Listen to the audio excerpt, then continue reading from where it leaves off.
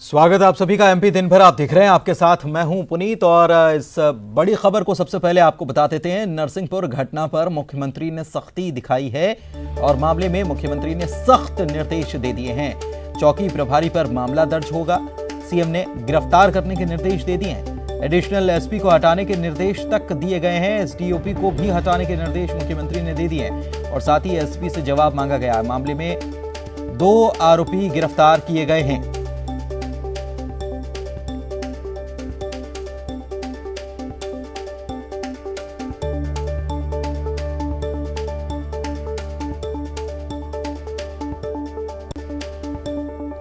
इधर आज भोपाल में लॉ एंड ऑर्डर को लेकर बैठक बुलाई गई थी। मुख्यमंत्री ने बैठक ली और इस बैठक को लेकर गृह मंत्री ने कहा है कि कानून व्यवस्था दुरुस्त रहे। इसको लेकर बैठक में निर्देश दिए गए हैं। चिटफंड कंपनियों, सट्टेबाजों और भू माफियाओं के खिलाफ सख्त कार्रवाई के निर्देश मुख्यमंत्री ने दिए हैं और विकृत मानसिकता वाले दरिंदों को फांसी के फंदे तक पहुंचाया जाएगा। सरकार की तरफ से हाईकोर्ट तक में भी पैरवी की जाएगी। मनुआ भान टेकरी मामले में भी सीबीआई जांच कराई जा सकती है, ये भी गृह मंत्री कहते नजर आए। ऑर्डर को लेकर मुख्यमंत्री शिवराज सिंह चौहान ने एक अहम बैठक की है, जिसमें गृह मंत्री नरोत्तम मिश्रा भी मौजूद रहे और जो आला अधिकारी हैं वो भी मौजूद थे। हमारे साथ खुद बात करने के लिए गृह मंत्री नरोत्तम मिश्रा जी हैं। नरोत्तम जी, आज बैठक हुई, क्या कुछ तय किया गया, किस बिंदु पर बैठक थी? हर हफ्ते समीक्षा लॉ एंड ऑर्डर की माननीय मुख्यमंत्री जी करते हैं स्वयं। वर्तमान में जो प्रदेश में पूरी तरह से चुस्त और दुरुस्त, क्योंकि आने वाला मेला धार्मिक आयोजनों का भी है, तत्काल खरगोन जैसी घटना की पुनरावृत्ति न हो। जो लोग गरीबों का पैसा खा के चिटफंड कंपनियों के नाम से भाग गए हैं, चाहे वो कलकत्ता के हों, हरियाणा के हों, कहीं के भी हों, अगर ये गरीबों का पैसा नहीं लौटाएंगे तो इन पर सख्त कार्रवाई होगी। कहीं से शिकायत अगर आती है क्रिकेट के सट्टे वगैरह की, तो इन पर भी ध्यान देके फोकस करके भू माफिया टाइप के जो लोग हैं, इन पर भी अब सख्ती से कार्रवाई प्रारंभ प्रदेश के अंदर करने के निर्देश दिए गए हैं। जो हमारे यहाँ पर घटना है मनुआ भान टेकरी जैसी, इन पर सीबीआई की जांच की दिशा में बढ़ना है। और जो मामले जैसे फांसी की सज़ा हमने बलात्कार पर कराई, अगर वो मामला हाईकोर्ट में भी लंबित होता है तो शासन के स्तर से कार्रवाई कराकर ऐसे बहसी दरिंदे जो विकृत मानसिकता लिए हुए हैं, समाज के अंदर जहर घोल रहे हैं, बलात्कार जैसी घटना कर रहे हैं, उन पर वहाँ भी प्रयास करके उन्हें फांसी की तरफ बढ़ाना है। तो आपको लगता है कि ये इस तरीके से जो फैसले दिए गए हैं या तय किया गया है दिशा निर्देश, इससे क्राइम में कमी आएगी, अपराध की घटनाओं में कमी आएगी? पूरी सख्ती के साथ में अपराधियों के साथ में बर्ताव होगा। अपराधी कोई भी हो, कैसा भी हो, सरकार पूरी तरह से यहाँ पर कानून का राज है और कानून ही राज करेगा। ये है गृह मंत्री नरोत्तम मिश्रा जो इस वक्त हमसे बात कर रहे थे और साफ तौर पर उन्होंने कहा है कि जो दिशा निर्देश हैं वो जारी किए गए हैं, खासतौर से आपराधिक प्रवृत्ति वाले ऐसे लोग जिन्हें सबक सिखाना ज़रूरी है, उनको लेकर किसी भी तरीके की कोई कोताही प्रशासन और पुलिस के स्तर पर नहीं बरती जाएगी। कैमरामैन अजय के साथ सरल श्रीवास्तव, न्यूज़ 18 भोपाल। जबलपुर में भारतीय जनता पार्टी के पूर्व प्रदेश अध्यक्ष और सांसद राकेश सिंह ने कहा कि महिला अत्याचार संबंधी घटनाएं केवल कड़े कानून बनाने से कम नहीं होंगी, बल्कि सामाजिक जागरूकता बढ़ाना जरूरी है।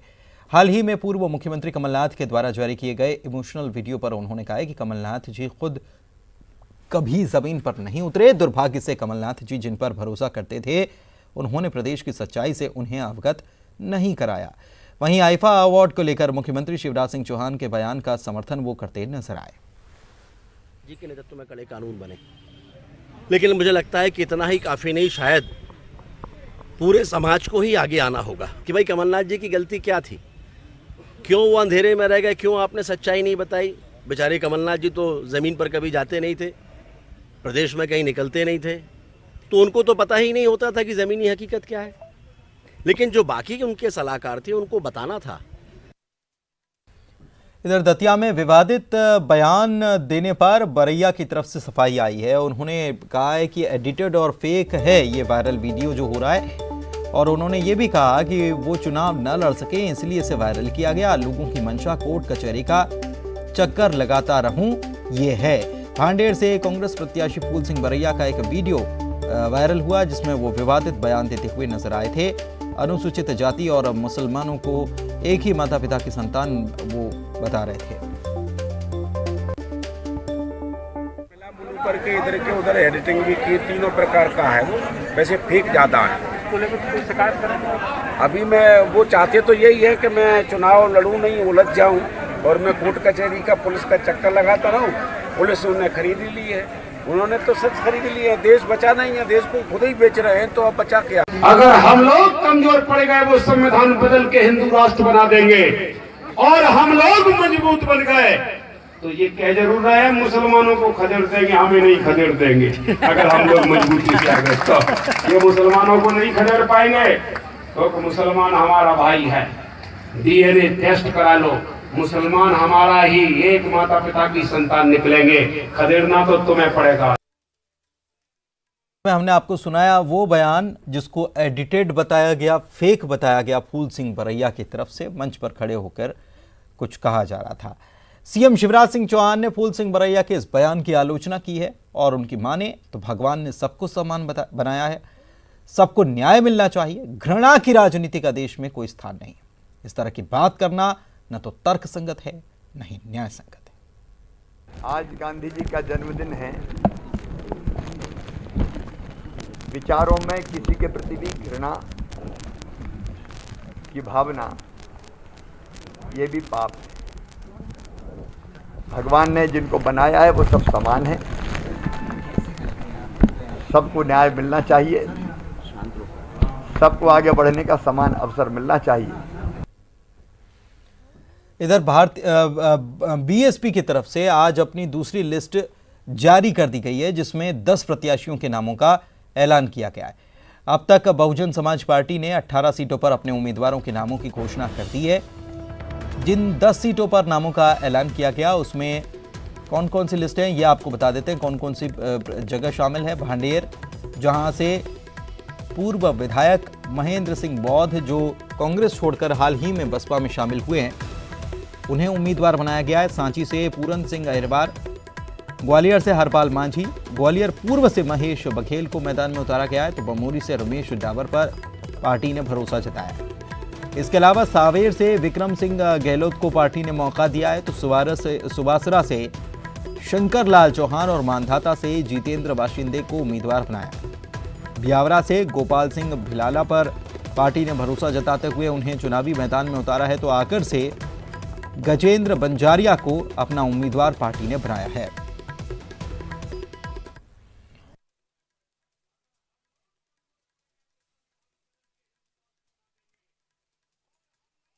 और इधर आपको बता दें कि उपचुनाव से पहले कांग्रेस की मांग है कि भोपाल में आचार संहिता लागू की जानी चाहिए। कांग्रेस के पूर्व मंत्री पीसी शर्मा कह रहे हैं कि पूरा प्रशासनिक तंत्र भोपाल में मौजूद है, ट्रांसफर पोस्टिंग का फायदा सरकार उठा सकती है। चुनाव आयोग से उन्होंने मांग की है, कांग्रेस ने मांग की है कि भोपाल में भी आचार संहिता लागू होना चाहिए। अभी 28 सीटों वाले जिलों में ही आचार संहिता प्रभावी है। मंत्रालय है या जो भी राजधानी के जितने भी बड़े प्रशासनिक तंत्र जो है वो भोपाल में बैठा राजधानी में, और अगर उसमें ट्रांसफ़र और पोस्टिंग करती है सरकार, वो कहेगी कि हमारा पे लागू नहीं हो रहा है ये, तो ये मान के चलिए कि उस चीज़ का अननेसेसरी फ़ायदा ये चुनाव में उठा सकते हैं। आचार संहिता लगाने की मांग नहीं की कि दिल्ली राष्ट्र की राजधानी है और वहां से लेने वाले मोदी सरकार के निर्णयों के कारण मध्य प्रदेश के विधानसभा चुनाव प्रभावित हो सकते हैं। ये हारने वाले हताशा से डूबे हुए कुंठित मानसिकता से, और इस समय तो मानसिक संतुलन भी सारे के सारे कांग्रेस के नेता खो रहे हैं।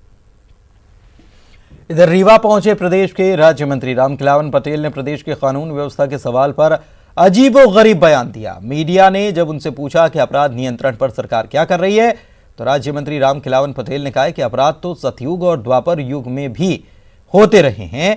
उपचुनाव को लेकर यह दावा किया कि उनकी पार्टी सभी सीटें जीत जाएगी। नहीं, अपराध नियंत्रण बिल्कुल कंट्रोल है। अब ये तो जब तक धरती है तो अपराध सतयुग में भी होते थे, द्वापर त्रेता में भी होते थे, अब भी होते रहेंगे। उपचुनाव में हम 28 सीटें जीत रहे हैं। इधर मुरैना पहुंची बीजेपी की सांसद प्रज्ञा सिंह ठाकुर ने दावा किया कि हम सभी सीटें जीत रहे हैं। पिछली सरकार पर निशाना साधते हुए उन्होंने कहा है कि जिस तरह से कमलनाथ सरकार ने 15 महीने जनता पर अत्याचार किए, उसका बदला जनता इस बार वोटों के जरिए जरूर लेगी। 15 महीने तक कांग्रेस का शासन रहा, उस शासन में जनता त्राही त्राही कर उठी। कमलनाथ सरकार ने किसानों से किया हुआ वादा, कर्ज माफी का उन्होंने कभी पूरा नहीं किया।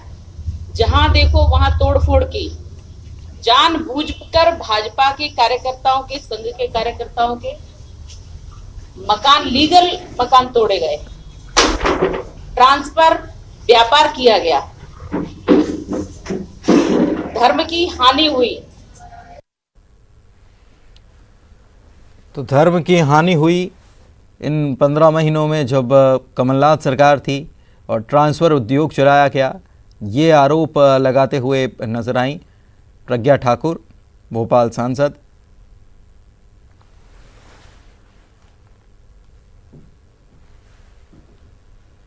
इधर सतना पहुंचे राज्य मंत्री रामखिलावन पटेल ने कहा है कि कोरोना पर नहीं बल्कि विकास के मुद्दे पर उपचुनाव किया जा रहा है और बीजेपी सभी 28 सीटों पर चुनाव जीतेगी। उनकी माने तो विधायकों और मंत्रियों के इस्तीफे के बाद से ही बीजेपी ने चुनाव की तैयारी कर ली थी और जनता विकास के मुद्दे पर ही मतदान करेगी। जनता विकास के नाम पर वोट देती है। इस मध्य प्रदेश की गिनती बीमारू राज्यों में होती थी।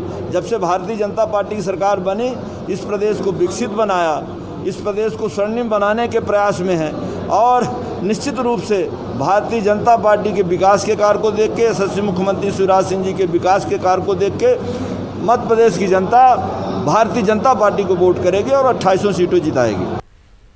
जबलपुर में गांधी जयंती के मौके पर बीजेपी और कांग्रेस के कार्यकर्ता आपस में ही भिड़ गए। वहां पर मामले को शांत कराने पहुंची पुलिस के साथ कांग्रेस के कार्यकर्ताओं की झड़प हो गई। इधर दूसरी तस्वीर जो आप देख रहे हैं ये इंदौर की है, जहां पर कांग्रेस के गांधी प्रतिमा पर माल्यार्पण कार्यक्रम में हंगामा हो गया। दरअसल एक बीजेपी समर्थक वहां पहुंच गया, जिस पर कांग्रेस के कार्यकर्ता भड़के और बीजेपी समर्थक के साथ हाथापाई पर उतर गए। मौके पर पुलिस पहुंची और पुलिस ने मामले को शांत कर दिया।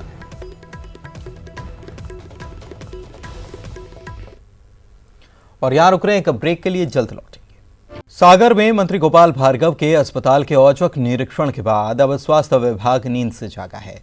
सागर सीएमएचओ ने 3 कर्मचारियों को निलंबित कर दिया है। इसके साथ ही डॉक्टर और बीएमओ को कारण बताओ नोटिस जारी किया गया है। यह एक्शन इसलिए क्योंकि मंत्री गोपाल भार्गव स्कूटी चलाकर सागर जिले के गढ़ाकोटा के सामुदायिक स्वास्थ्य केंद्र अचानक पहुंच गए थे।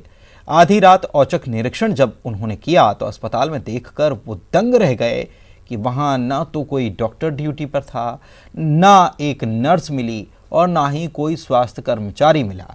गोपाल भार्गव ने पूरे अस्पताल में चक्कर लगाया, सभी कमरों में देखा, झांक कर आवाज भी लगाई, लेकिन कोई था ही नहीं। तो आता कैसे? मैंने सुबह वीडियो देखा था सोशल मीडिया पे, मैंने उसको तत्काल संज्ञान में लेते हुए जो संबंधित कर्मचारी थे उनको निलंबित कर दिया है और जो ड्यूटी पे चिकित्सक थे और बीएमओ थे उनकी भी जिम्मेदारी फिक्स की जाएगी। मैंने उनको कारण बताओ नोटिस दिया है। 2 तो वेतन वृद्धियाँ रोकने का अगर जवाब तो ठीक नहीं होगा तो वो प्रस्ताव भी कमिश्नर हेल्थ को भेजा जाए। कितने कर्मचारियों को निलंबित किया गया सर? ये 3 कर्मचारियों को निलंबित किया गया है, डॉक्टर्स को नोटिस दिया गया। अभी मैं इसलिए आज सुबह फिर मैं स्वयं यहाँ पर उपस्थित हूँ और जो भी कमियां हैं उनको भी मैंने कार्रवाई संज्ञान में लिया है और कारण बताओ नोटिस जारी किया गए हैं अन्य कर्मचारियों को भी। भोपाल के कोलार थाना इलाके में कार में आग लगने से मौके पर अफरा तफरी मच गई। हालांकि गनीमत रही कि जिस वक्त कार में आग लगी थी उस वक्त इस कार में कोई सवार नहीं था। इसके बाद फायर ब्रिगेड को इत्तला की गई और फायर ब्रिगेड की टीम ने मौके पर पहुंचकर इस आग को काबू में कर लिया। लेकिन आप तस्वीरों में देख सकते हैं कि ये कार जब तक आग बुझाई जाती, आग जो कार में लगी थी, तब तक तो काफ़ी देर हो चुकी थी और यह आग काफ़ी फैल चुकी थी। कार में बहुत नुकसान इससे हुआ।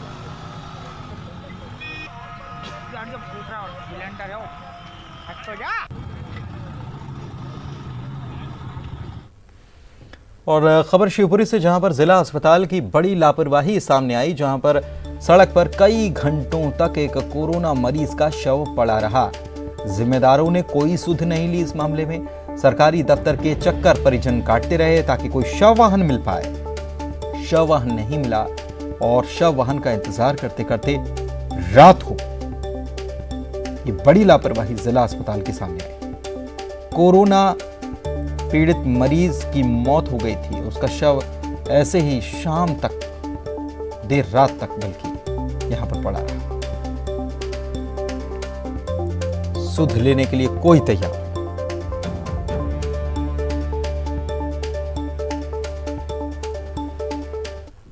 और छतरपुर से खबर आपको बता रहे हैं, जहां पर पटाखा फैक्ट्री में धमाका हुआ है। ये बड़ी खबर छतरपुर से। एक मजदूर आग से झुलसा है और इस आग से झुलसे मजदूर को अस्पताल में भर्ती करा दिया गया है। बताया ये जा रहा है कि अचानक धमाका हो गया था। इससे अफरा तफरी का माहौल यहां पर बन गया। प्रशासन और पुलिस अधिकारी मौके पर पहुंच चुके हैं। और ख़ास बात यह कि आवासीय क्षेत्र में ये पटाखा फैक्ट्री संचालित हो रही थी और इसके पहले भी मध्य प्रदेश के कई हिस्सों में ऐसी घटनाएं सामने आ चुकी हैं। और कई बार इसके बाद सख्ती की बातें कही गई कि ऐसा नहीं होना चाहिए। आवासीय क्षेत्र में झाबुआ की घटना सबको याद है, जब पूरा एक धमाके से पूरा मध्य प्रदेश दहल गया था और उसके बावजूद ऐसी घटनाएं लगातार हो रही हैं। हमने देखा था कि राऊ में भी ऐसा हादसा हो चुका है, लेकिन उसके बावजूद जो जिम्मेदार हैं वो जो कार्रवाई, उनको जिम्मेदारी जो निभानी चाहिए वो निभाते नहीं हैं और उसके बाद ये हादसे पेश आते हैं। रहवासी क्षेत्र, यहाँ लोग आसपास रहते हैं और वहाँ ये पटाखा फैक्ट्री संचालित हो रही थी।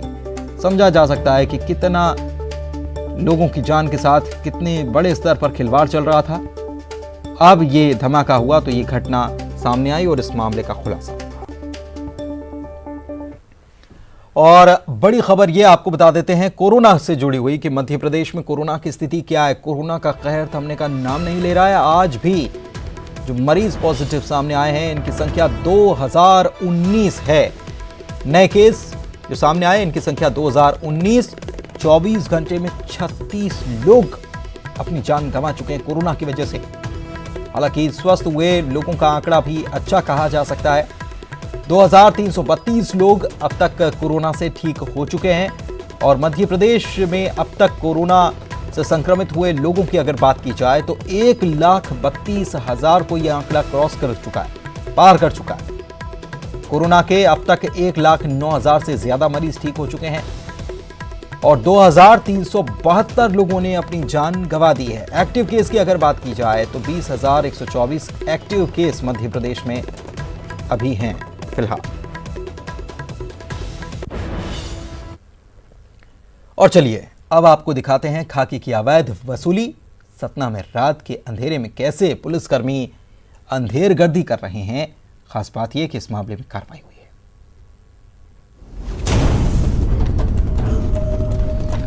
सीसीटीवी में जो व्यक्ति दिख रहा है वो पुलिसकर्मी है।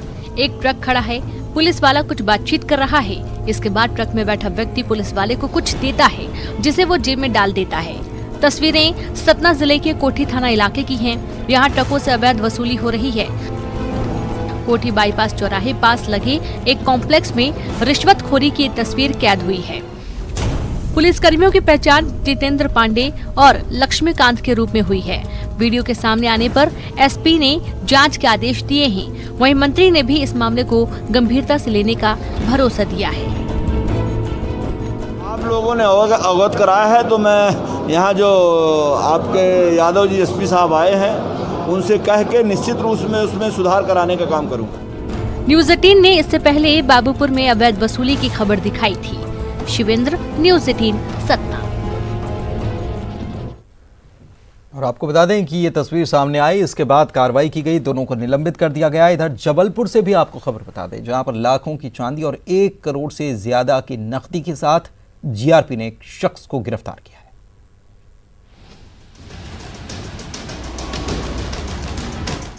नोटों की गड्डियां देख आप हैरत में पड़ जाएंगे। यहाँ चांदी के जेवरात भी हैं। ये 6 किलो 150 ग्राम है। वहीं 1 करोड़ 27 लाख से ज्यादा का कैश मिला है।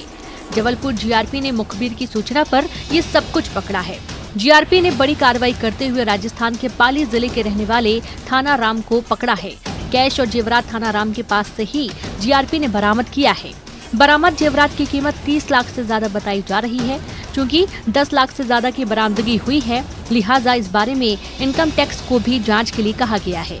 जीआरपी को सूचना मिली थी कि पाटलिपुत्र एक्सप्रेस से आरोपी मुंबई जा रहा है। इस सूचना के आधार पर कार्रवाई की गई और आरोपी को दबोच लिया गया। आरोपी के साथ हवाला कारोबार से भी जुड़े होने की आशंका जताई जा रही है। प्रतीक अवस्थी, न्यूज़ 18, जबलपुर। और इसी के साथ इस बुलेटिन में इतना ही। मुझे दीजिए इजाजत। नमस्कार।